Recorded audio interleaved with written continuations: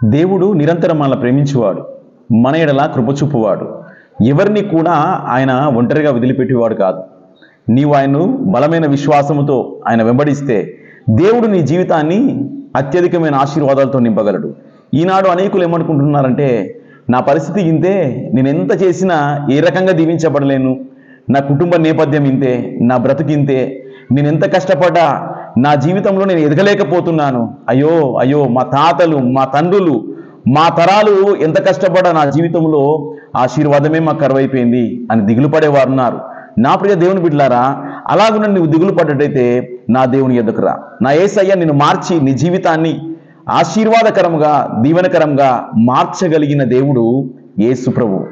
యేసుప్రభు చెంతకు వచ్చిన వారిని ఆయన ఎప్పుడూ ప్రేమించేవాడు. ఒకసారంట అడవిలో తాబేలు కుందేలుకు పరుగు పందెం నిర్వహించారంట. ఇది మనకు చాలా మందికి తెలుసు. అయితే ఈ కథ మనం చాలాసార్లు విని ఉండొచ్చు. కానీ ఇది నాన్న దేవుడు ఈ కథలో నుంచి ఒక గొప్ప సారాంశాన్ని నీకు నాకు ఆయన నేర్పించబోతున్నాడు. నువ్వు కృంగిపోతున్నావా? ఎందుకంటే బాధలో ఉన్నావా? ఈ కథ విని జాగ్రత్తగా. తాబేలు అనుకుంటున్నాడా, నేను ఎప్పుడైనా సరే ఈ పందెంలో నేనే గెలుస్తా, ఎందుకంటే ఈ కుందేలు మీద మా నాయన గెలిచిండు, వాళ్ళ నాయన మా తాత గెలిచిండు, గెలవడం మాకు అలవాటు, నేను గెలవగలను అని దృఢమైన నమ్మకంతో, ఒక రకంగా చెప్పాలంటే చాలా పొగరుతో ఉండిపోయిందంట. కుందేలు అనుకుంటుంది, అయ్యో నేను గెలుస్తానా ఈ తాబేలు మీద?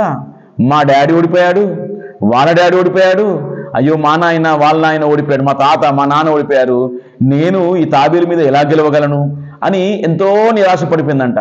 చాలాసార్లు మనం అదే అనుకుంటాం, అయ్యో మా డాడీ వాళ్ళ డాడీ ఎంత కష్టపడ్డా, మా తరాలు కష్టపడ్డా మమ్మను పేదరికం వెంబడిస్తుంది, మేము ఏ విషయంలో సక్సెస్ కాలేకపోతున్నాం, ఒక మంచి ఉద్యోగం ఒక మంచి చదువు చదవలేని స్థితిలో నేను ఉన్నాను, నేను ఏది సాధించలేని స్థితిలో ఉన్నానని దిగులు పడుతున్న నీతో ప్రభు మాట్లాడుతున్నది ఏంటంటే, ఆ తాబేలు అనుకుంది నేనే గెలవగలను, ఆ కుందేలు అనుకుంటుంది నేను గెలవడం అసాధ్యం అనుకుంది.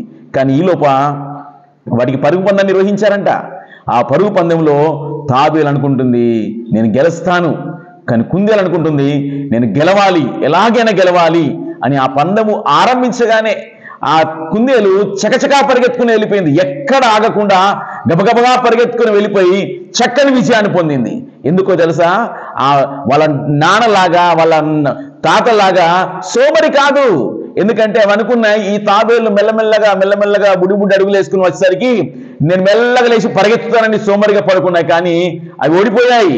వాళ్ళ నాయన ఓడిపోయాడు. కానీ ఈ కుందేలు హుషారుగా పరిగెత్తుకొని వెళ్ళి తాబేలు మీద విజయం పొందింది. నీ జీవితంలో కూడా నువ్వు నిరాశ పడుతున్నావా? నువ్వు ఇబ్బంది పడుతున్నావా? యేసు వైపు చూడు, సోమరితనాన్ని వదిలిపెట్టు, నీ పాపాన్ని వదిలిపెట్టు.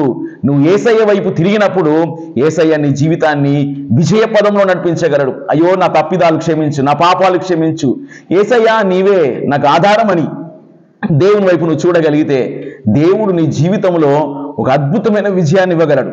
ఈ రోజున యేసుకు నీ హృదయాన్ని అప్పగించు, నీ జీవితంలో గొప్ప సక్సెస్ నువ్వు చూడగలుగుతావు. దేవుడు అట్టి కృప నీకు దయచేయునుగాక.